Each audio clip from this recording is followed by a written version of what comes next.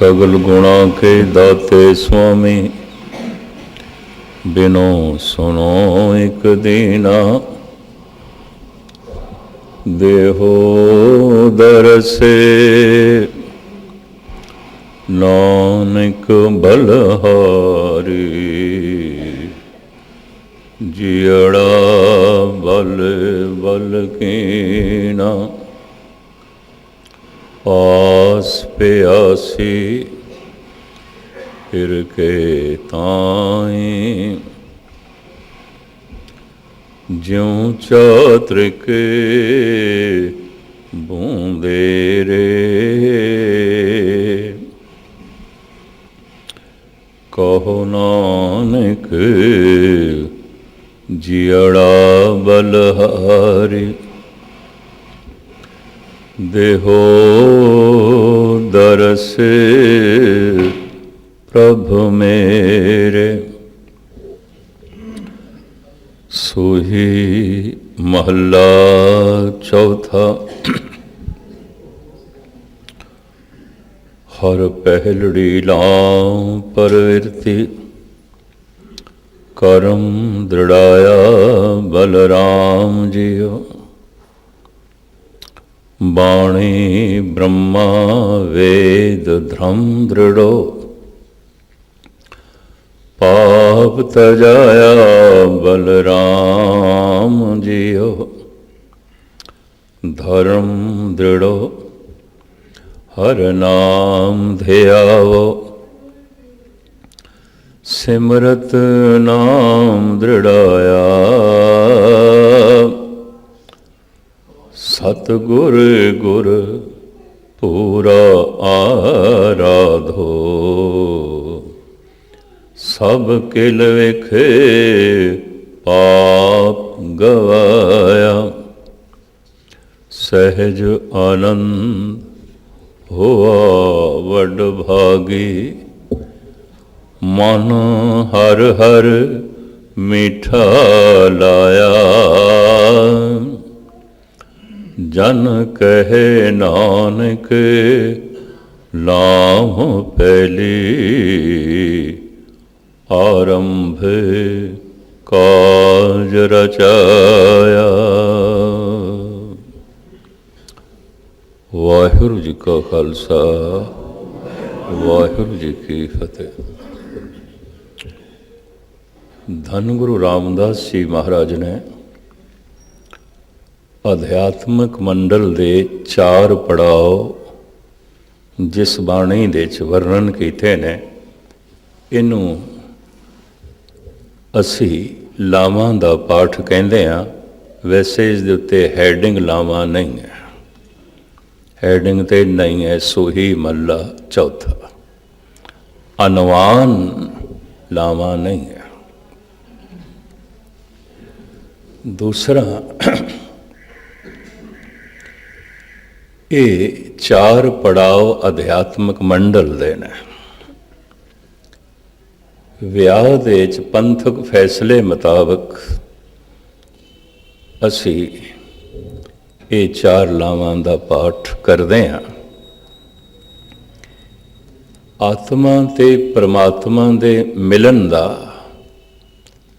इन्हां 4 पड़ावां दे च जिक्र है, जिसनों असी समाजिक तौर पर पंथक फैसले के मुताबिक इस्त्री ते पुरुष दे मेल दे चों इन्हां लावां दा पाठ करते हैं। इन्हां उस आनंद कारज दे शुमार करते हैं पंथक फैसले मुताबिक। धन गुरु रामदास जी महाराज इस दे दसदे ने, मनुख धर्म दे मार्ग ते किहड़े पड़ाव ते शरीर नूं वेख के पता चल जाता है ये अजे पहले पड़ाव ते बच्चा है, ये दूजे पड़ाव ते पहुँच गया जवान है, ये ते तीजे पड़ाव ते पहुँच गया बिल्कुल बुढ़ा हो गया, बिरध हो गया। शरीर अखां नाल देख के ते शरीर दे पड़ाव बारे असी दस देंदे हां। ਇਸ ਮਨੁੱਖ ਦਾ ਧਿਆਨ ਧਰਮ ਦੇ ਮਾਰਗ ਤੇ ਕਿਹੜੇ ਪੜਾਅ ਤੇ ਹੈ? ਕਿਸ ਤਰ੍ਹਾਂ ਦੱਸੋਗੇ? ਸਿਰਫ ਮਨੁੱਖ ਆਪਣੇ ਬਾਰੇ ਜਾਣ ਸਕਦਾ ਹੈ ਕਿ ਮੇਰਾ ਧਿਆਨ ਕਿਹੜੇ ਪੜਾਅ ਤੇ ਹੈ। ਧਿਆਨ ਚੱਲਿਆ ਵੀ ਹੈ ਕਿ ਨਹੀਂ ਇਹ ਵੀ ਦੇਖ ਸਕਦਾ ਹੈ, ਔਰ ਇਹਨੂੰ ਦੇਖਣ ਵਾਸਤੇ ਵੀ ਥੋੜੀ ਗਹਿਰਾਈ ਚਾਹੀਦੀ ਹੈ, ਥੋੜੀ ਗਹਿਰਾਈ ਚਾਹੀਦੀ ਹੈ। दूसरा नुकता मैं अर्ज करा, जैसे जैसे ध्यान गहरा होता है वैसे वैसे ज्ञान उच्चा उठता है। ध्यान की गहराई ज्ञान की उच्चता नूं जन्म देंदी है। बहुत वड्डा उत्थे ज्ञान होवेगा जिथे ध्यान गहरा होवेगा। ध्यान की गहराई नूं किस तरह नापांगे? ज्ञान तो नापांगे, उंज नहीं।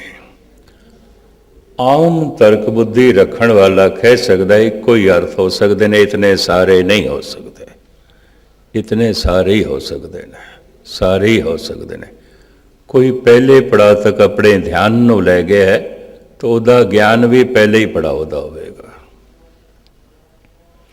किसी का ध्यान दूजे पड़ाव ते चला गया, उसका ज्ञान दूजे पड़ाव दीयां गल्लां करेगा। किसी का ध्यान तीसरे पड़ाव ते चला गया, उसका ज्ञान ते बुलंदियां नूं छुवेगा। पर जिहदा ध्यान चौथे पड़ाव अपने घर पहुँच गया, ਉਹਦੇ ज्ञान ਦੇ साक्षात भगवान झलकेगा, प्रगट होगा। ये भी मैं अर्ज करा।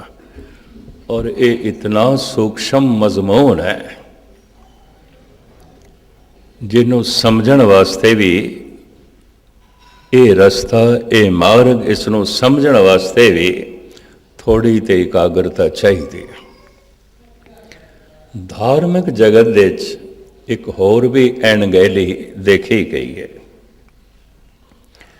जैसे संगीत के संबंध किसी राग के संबंध वही मनुख राय दे सकता है जो राग के संबंध जानता है, संगीत के संबंध जानकारी रखता है।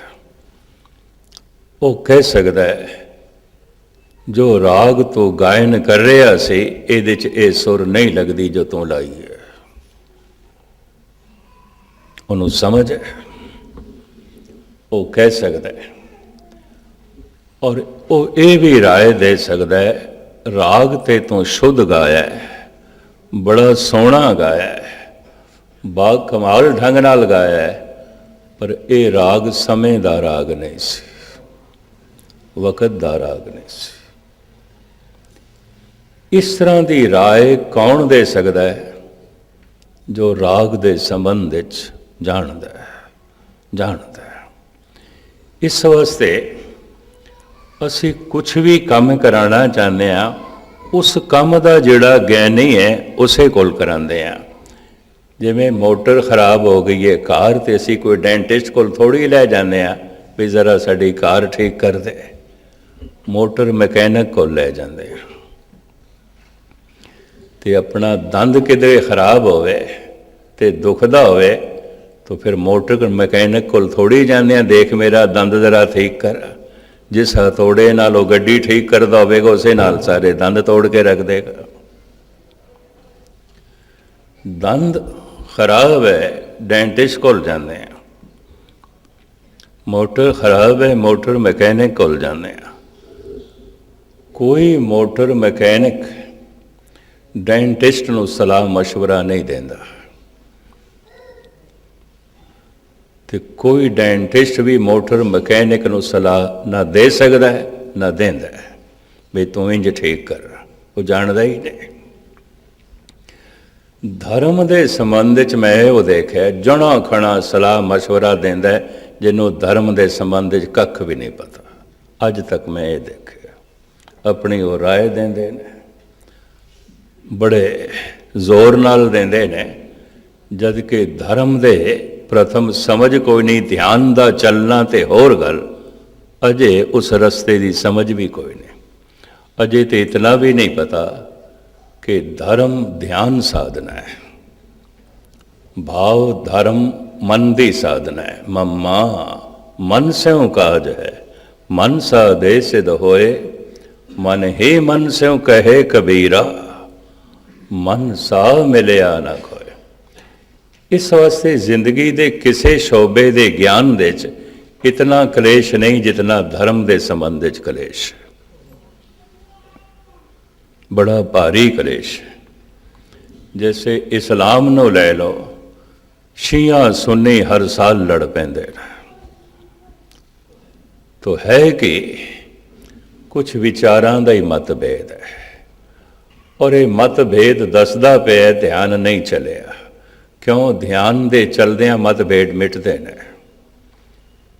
ध्यान दे चलदियां मनुख नूं ध्यानी दे उपर शरधा आउंदी है, अज्ञानी दे उत्ते दया आउंदी है, वो झगड़दा नहीं है।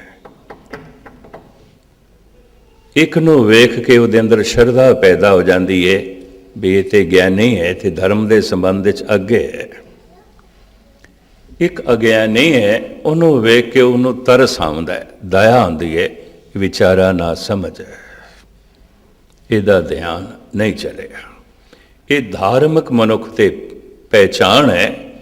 सियाणे ते उत्ते उसकी शरधा आ जाती है, मूर्ख दे उत्ते उसकी दया हो जाती है, संतोखी दे उत्ते उसकी शरधा आ जाती है, लोभी दे उत्ते वो दया करन लग पैंदा, सदाचारी दे उत्ते उसकी शरधा आ जाती है, दुराचारी ते वो दया करता है, महान दानी दे उत्ते उसकी शरधा आ जाती है, बेईमान ठग चोर दे उत्ते दया आ जाती है। किसी संत ब्रह्म ज्ञानी ने अज तक चोर नूं ना मारिया ना सज़ा दी है। अगर किसी ने दी होगी तो चोर ही चोरां नूं सज़ा देंदे ने, गुस्ताखी मां।